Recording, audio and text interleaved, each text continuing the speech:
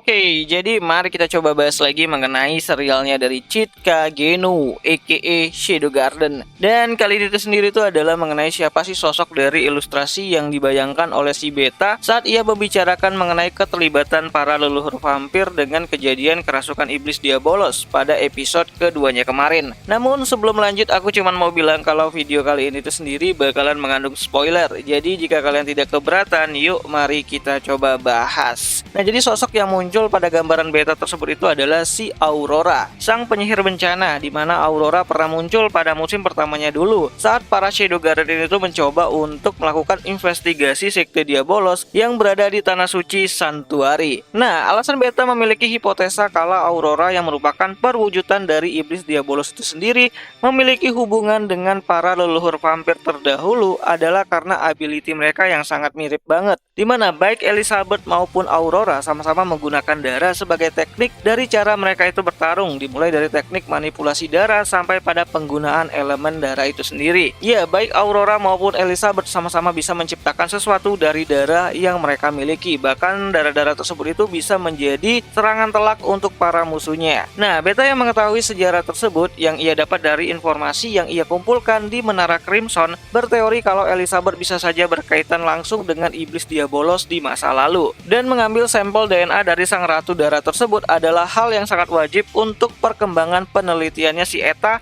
dalam menciptakan penangkal ataupun antidot untuk gejala kerasukan iblis di masa depan. So, keberadaan Aurora sendiri bakalan kembali kita lihat pada episode ketiga dari animenya itu sendiri, di mana kemunculan Aurora itu sendiri juga berkaitan dengan lukanya dari si Claire ya. Nah, sedikit cerita pada saat pertarungan sengit antara fraksinya Shadow Garden melawan Ratu Darah Elizabeth, Claire mengalami luka yang cukup parah, di mana luka yang diterima sama Claire tersebut itu berasal dari serangan kuat dari sang Ratu Darah yang menyebabkan si Claire ini tuh mengalami gejala kerasukan iblis Diabolos. Bahkan Claire sempat tergigit dan hampir berubah menjadi ghoul ya di sana. Namun untungnya nomor 665 berhasil mengamankan tubuh Claire dan membawanya menjauh dari si Elizabeth. Nah, saat masa-masa kritis gitu kan, Claire mengalami mimpi yang cukup nyata, di mana hal tersebut itu lebih terasa seperti Claire ini tuh dibawa masuk ke dimensinya dari si Aurora itu sendiri. Namun kalau berdasarkan dari preview terbarunya, Claire itu seperti dibawa ke ruang UKS di alam bawah sadarnya, di mana di sini Aurora menawarkan tawaran menarik kepada si Claire itu sendiri,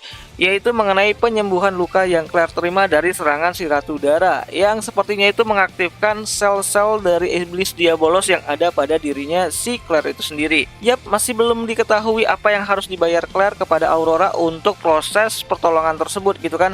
Namun yang pasti berkat kesempatan tersebut Claire berhasil kembali sembuh dan selamat dari kematian, di mana Aurora berpikir kalau Shadow telah menyembuhkan Claire dari peristiwa kerasukan di saat mereka itu masih kecil. Dan ia juga menganggap kalau tubuh Claire itu sangat unik dan memiliki aliran dua jenis darah di dalamnya. Entahlah apakah itu adalah darah dari si iblis Diabolos dan juga darah manusia, atau mungkin Claire memiliki darah dari keturunan langsung yang berasal dari pahlawan kuno yang berhasil menyegel iblis Diabolos di masa lalu, di mana diketahui kalau ada 3 ras yang berhasil mengalahkan iblis Diabolos, yaitu ras elf, terus ada ras miskin, dan juga ras dari keturunan manusia yang dulu pernah bertarung langsung dengan iblis Diabolos, di mana untuk ras elf itu sendiri diwakili oleh Olivier, sedangkan ras miskin itu diwakili oleh para leluhur dari si Zeta.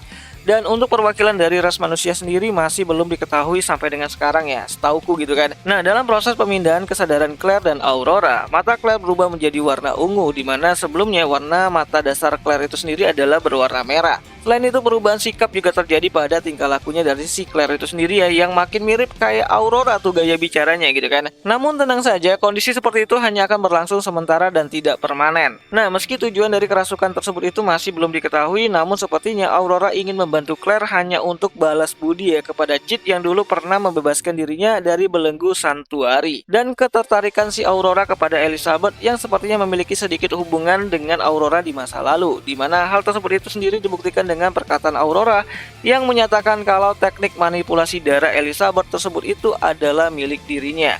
Ya, emang pada dasarnya mereka berdua itu sama-sama pengendali darah ya, sebagai gaya bertarungnya untuk mengalahkan musuh-musuhnya. Nah, dari peristiwa tersebutlah Beta berasumsi kalau kemungkinan besar Elizabeth memiliki sedikit DNA Diabolos sama seperti Aurora, dan karena itulah Beta harus mendapatkan DNA-nya tersebut gitu kan. Bahkan di sini saat Beta tuh terkena serangan dari si Elizabeth itu sendiri, gejalanya itu mirip-mirip kayak gejala seseorang yang kena kerasukan iblis Diabolos. Jadi ya ini make sense banget untuk si Beta untuk bisa mengambil DNA dari sang Ratu Darah tersebut. Nah, pertemuan Aurora dan Elizabeth harusnya bisa kita lihat nanti pada episode ketiganya itu sendiri ya, yang bakalan kembali tayang pada tanggal 18 Oktober 2023 mendatang. Nontonnya di mana ya untuk season kedua kali ini itu sendiri? Ya nontonnya tuh di aplikasi Beastation lah gitu kan, tempat nonton anime kesayangan kita semua.